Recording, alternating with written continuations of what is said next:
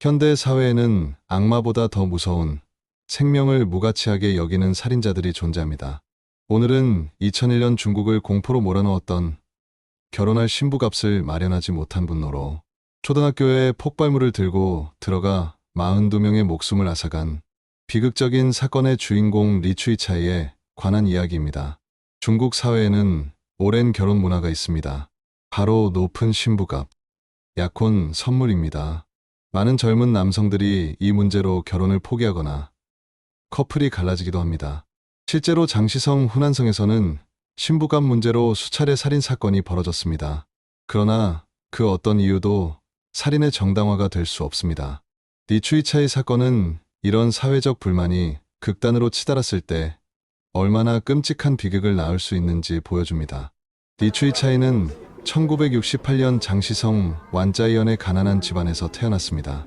6남매 중 하나였고 부모는 폭죽 공장에서 일하며 생계를 겨우 이어갔습니다.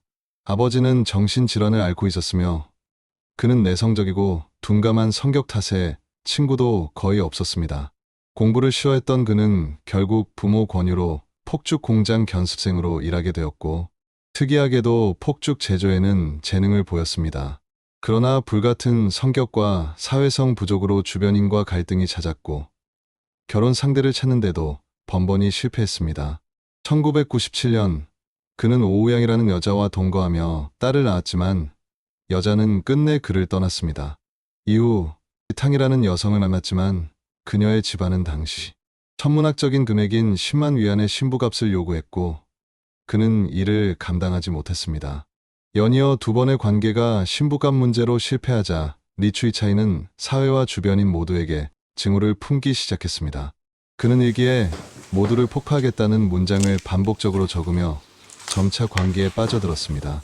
그는 폭죽 장인으로서의 기술을 살려 염소산 칼륨, 유황, 알루미늄 가루를 이용해 대형 폭발물을 제작했습니다. 2001년 3월 16일 그는 자루 2개에 폭탄을 담아 장시성 팡민촌 초등학교로 행했습니다. 교사가 제지했음에도 그는 교실 안으로 폭탄을 던지고 불을 붙였으며 순식간에 강력한 폭발이 일어나 교실과 건물이 무너졌습니다. 교사와 학생들이 순식간에 희생된 참극이었습니다. 이 폭발로 교사와 학생 41명이 즉사했고 수십 명이 부상을 입었습니다. 리추이차이 본인도 현장에서 사망했습니다. 생존자들의 증언에 따르면 사건은 너무 갑작스러워 도망칠 겨를조차 없었다고 합니다. 어린 학생들의 죽음은 중국 전역을 충격과 분노에 빠뜨렸습니다. 이 사건에서 리추이차이는 폭발에 스스로 휘말려 사망했기에 별도의 체포 과정은 없었습니다. 대신 경찰은 그의 집에서 발견된 일기장을 통해 오랫동안 계획된 범행이었음을 확인했습니다. 그의 노트에는 모두를 죽이고 끝을 내겠다, 나의 전쟁이 시작된다는 내용이 적혀 있었습니다. 이는 충동적 범행이 아니라 철저히 준비된 계획적 범행이었음을 보여줍니다.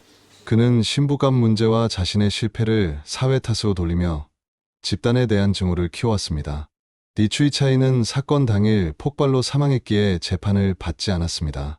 하지만 이 사건으로 인해 지방 정부의 공무원들이 문책을 당했고 공공안전과 신부값 문제에 대한 사회적 논의가 크게 일어났습니다.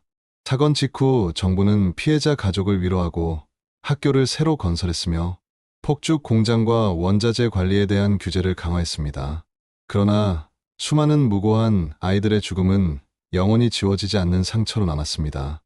리추이차이 사건은 단순한 개인의 범죄가 아니라 사회 구조와 문화적 갈등 속에서 태어난 비극이었습니다. 하지만 그 어떤 이유도 수십 명의 아이들을 희생시킬 정당화가 될 수는 없습니다. 이 사건은 우리에게 경고합니다. 생명을 소중히 여기고 감정을 다스리며 잘못을 남에게 돌리지 말 것. 그렇지 않으면 또 다른 비극은 언제든 반복될 수 있습니다. 여러분은 어떻게 생각하시나요? 신부값이라는 문화가 이런 비극의 원인일까요? 아니면 한 인간의 관계였을까요? 댓글로 여러분의 생각을 남겨주세요.